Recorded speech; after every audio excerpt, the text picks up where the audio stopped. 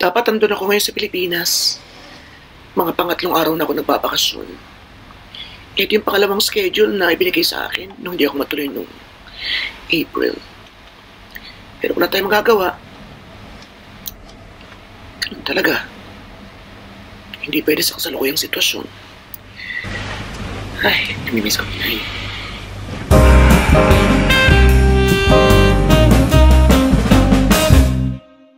Nakakapanghinayang yung oras, no? Yung nasayang na schedule sa Pilipinas.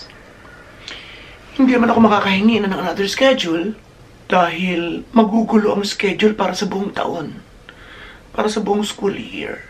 Hindi man sila pwede mag-adjust para lang sa akin. Nakakatuwa nga pala, nakatanggap na ng kanyang ayuda ang inay. Yun yata yung advance na 6 months para sa matatanda. Marami kami actual videos ng mga inay. Halos bawat tawagan namin, nire-record ko. Not just to share with you, dahil meron din ako mga ilang Disney share. Pero yung ulit-ulit kong pinapanood, pag maraming oras na manood, pag namimiss ko siya, syempre. I-share ko sa inyo itong nabanggit natin na nakatanggap siya. Eto, masaya siya dito. Dito, Beto. Hello. Hello. Hi. Salamat. Inay. Dahil sa inyong magandang pakikisama, magandang pretty pagkaibigan sa inyong kasama. Ako'y pinadadala ng pagkain. Salamat sa iyo. Guys, kaya, ano po? Ito'y maganda. Hindi pa, baka tuon na naman. Magandang makisama at makipagkaibigan sa iyong mga co-workers yan. Hindi naman co-workers, mga tagahangan yun, mga nanonood sa ating video yun. Mga nanonood sa ating video. Mga nanonood daw sa inyong video. Tuwan-tuwa sa inyo. Tuwa sa inyo. Madami nagmamahal sa inyo, libo-libo. Nagkakanta ko isang araw sila. Okay, ha. At ako'y kakanta. Ay, magpasalamat kayo sa lahat. Pasalamat kayo sa lahat. Yung iba kasi ayaw magpakilala. Wala ng pangalan. Ayaw magpakilala ng iba na ayaw magpakilala.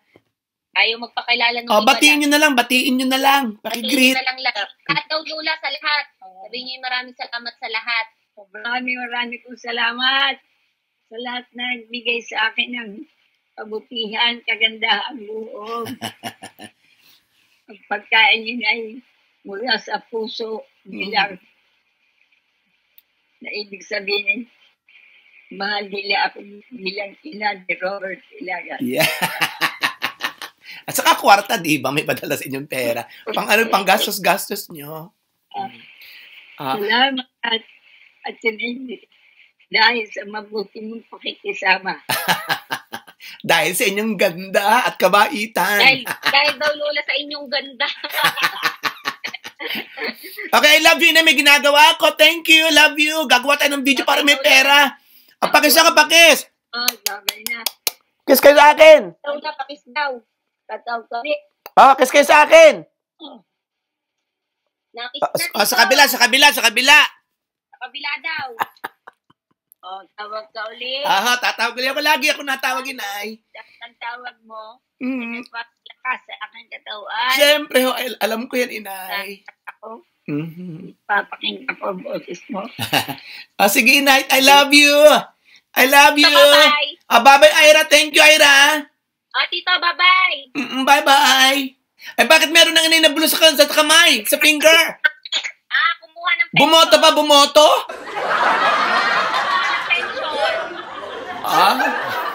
Nga naman. Madami kayong pera. Madami kayong pera. Madami daw kayong pera na. Okay, love you na. Bye-bye. As gracious and appreciative as always. Super bongga masasalamat ang inay. Salamat kay Rhea Fajardo.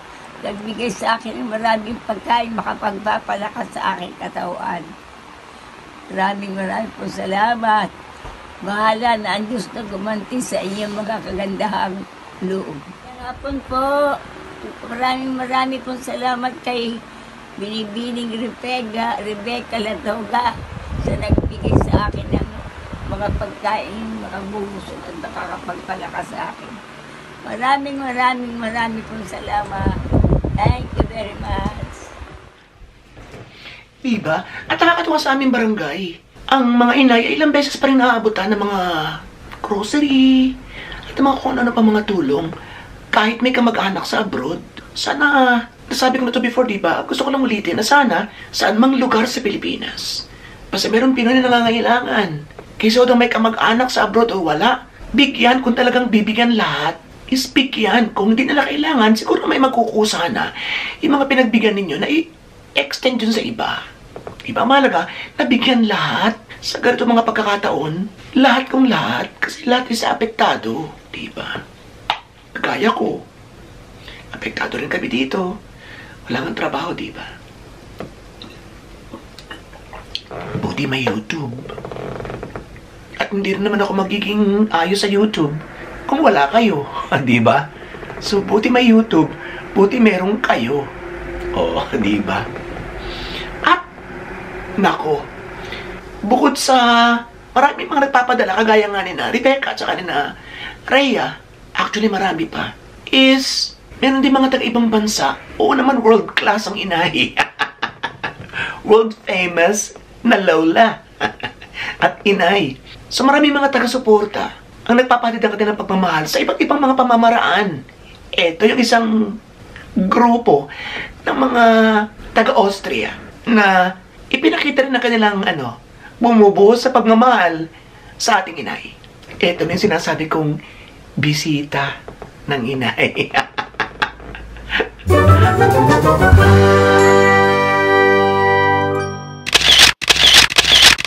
Noong una talaga, medyo hindi ko muna sila sinasagot. Kasi nagme-message na sila sa akin na bukal sa loob namin na patingnan ang inay sa kanila daw kapatid na doktor. So medyo andun siyempre yung mga paghahanap ng sagot, kabiglaan, pag-aaral sa sitwasyon. Hindi naman kagaya dati na okay, sige, pasok kahit sino. Kung sino gusto mong bumisita sa inay, kung sino gusto tumulong, go.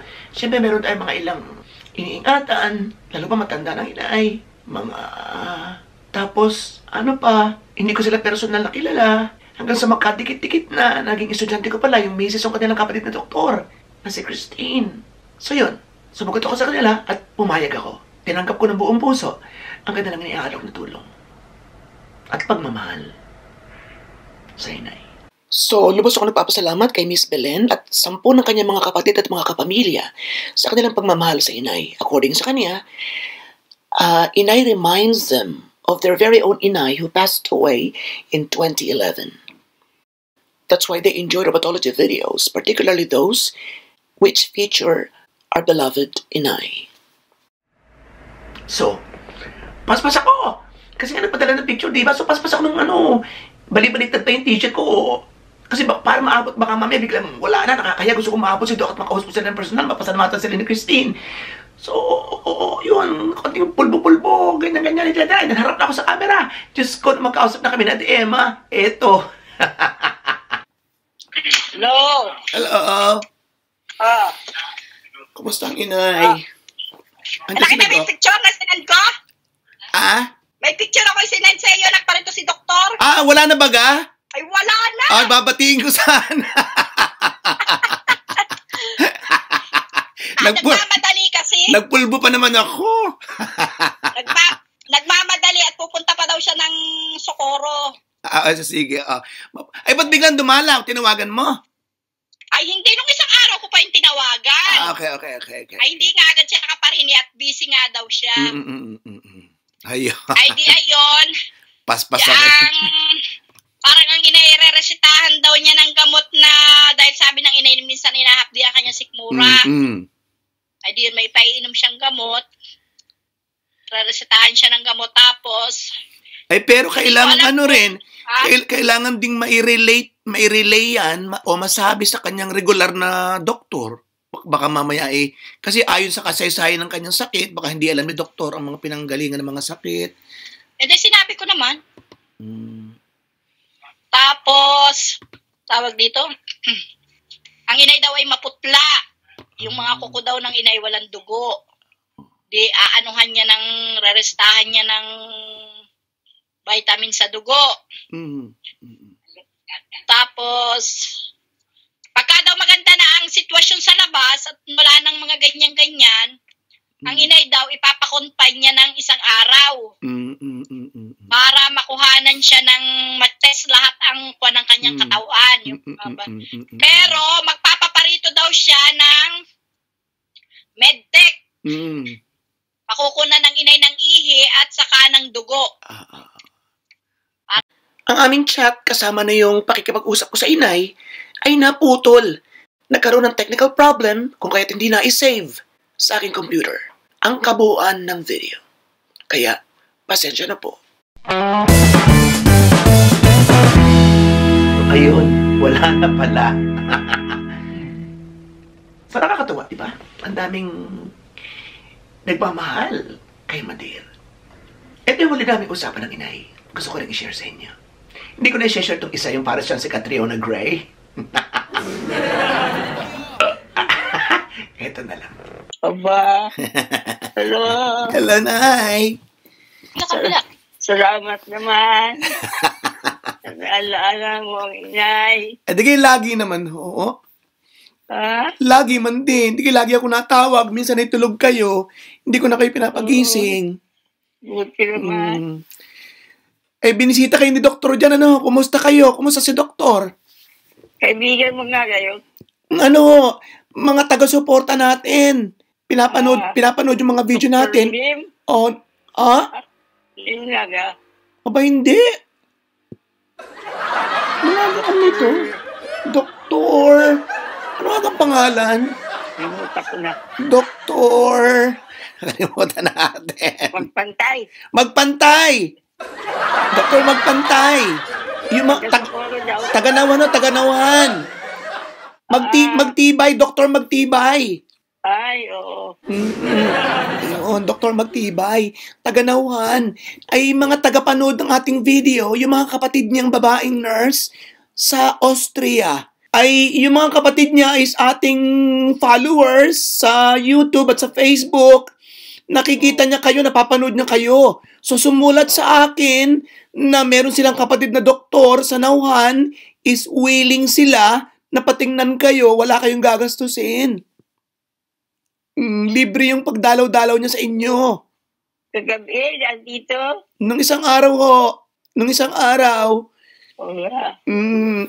Ay, di paspas nga ako ng tawag. Akala ko yun nandyan pa kasi nag-send sa akin ng picture si Ate Emma na nandyan daw si doktor. So, nagmadali akong mag-live. Nagmadali akong tumawag sa inyo. Yun pala naman is nakaalis na sila. So, hindi ko na rin sila nakausap. Ay, di mga pamerienda man lamang sa susunod. Ayun, di nakakatuwa. Hindi ko pa nga napapasalamatan yung mga kapatid niya sa Austria, mga nurses. Mga nurse lahat daw. Ayun. Austria. Vienna, Austria. Kita ninyo yun ay napapanood kayo ng buong mundo. Ayan. Napapanood kayo sa buong mundo.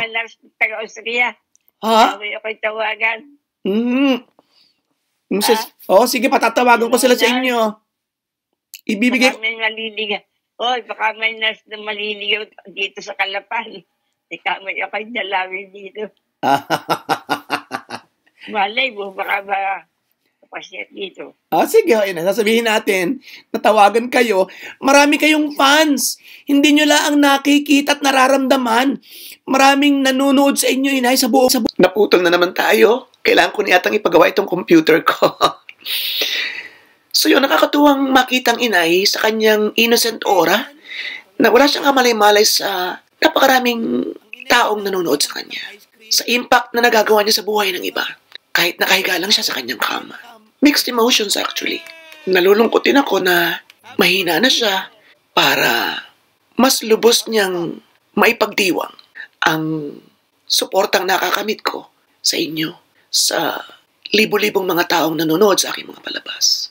Kung kalakasan sana niya, sabay sana kaming tatawa, hahagalpak at magkikwento sa harap ng kamera para sa inyong lahat. Whatever, I'm very thankful na patuloy siyang binibigyan ng kalakasan ng ating Panginoong Diyos. At patuloy siyang binibigyan ng kayo, ng mga taong mapagmahal at nagmamalasakit sa inay, sa akin, sa aming dalawa. Thank you po. Mabuhay po tayong lahat. Ganda eh.